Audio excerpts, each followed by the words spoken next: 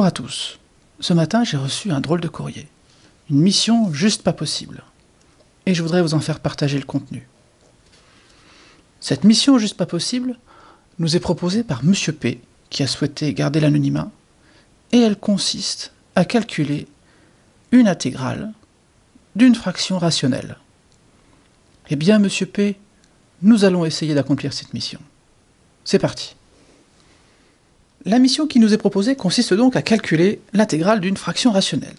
Effectivement, on a la fonction qui est sous le signe somme, qui est une fraction rationnelle, donc de la forme un numérateur qui est un polynôme sur un dénominateur qui est un autre polynôme.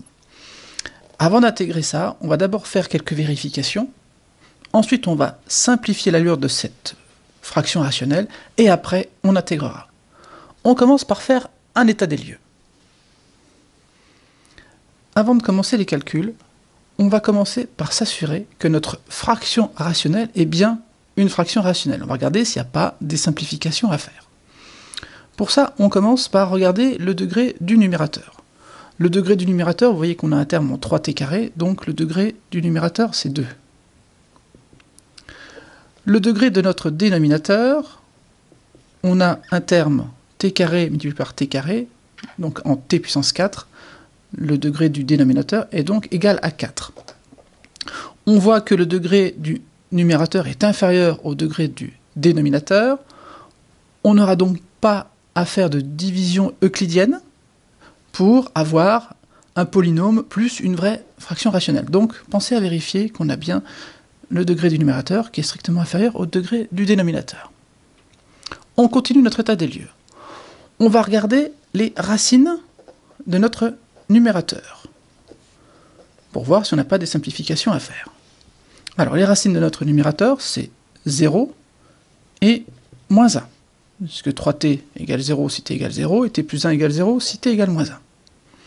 Les racines du dénominateur, qui sont ce qu'on appelle les pôles de notre fraction rationnelle, c'est quoi? C'est t égale moins 2, et pour t2 plus t plus 1 égale 0, on va calculer le discriminant.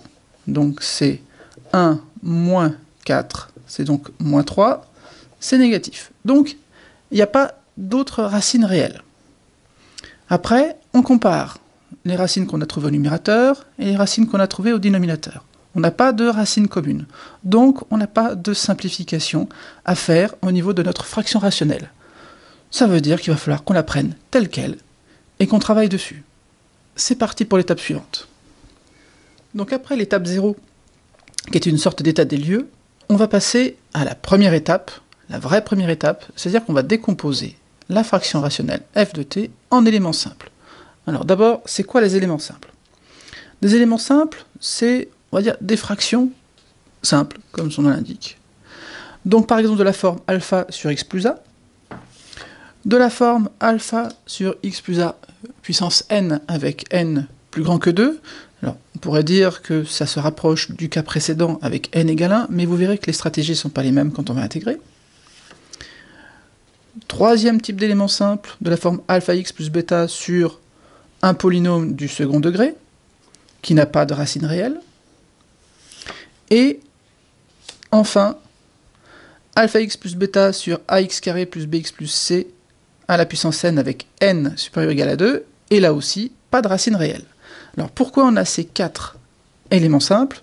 Parce que quand on va intégrer, parce que l'objectif c'est bien de calculer une intégrale, on aura des stratégies d'intégration différentes selon les éléments simples. Je les passe rapidement en revue, mais on y reviendra tout à l'heure dans la deuxième partie de la vidéo. Pour intégrer le premier type d'élément simple, on va introduire du logarithme. Pour intégrer le deuxième type d'élément simple, on va avoir du x plus a puissance n-1, à un facteur près. Pour intégrer le troisième type d'élément simple, on aura, ça dépendra des coefficients alpha et bêta, soit des logarithmes, soit des arctangentes, soit les deux.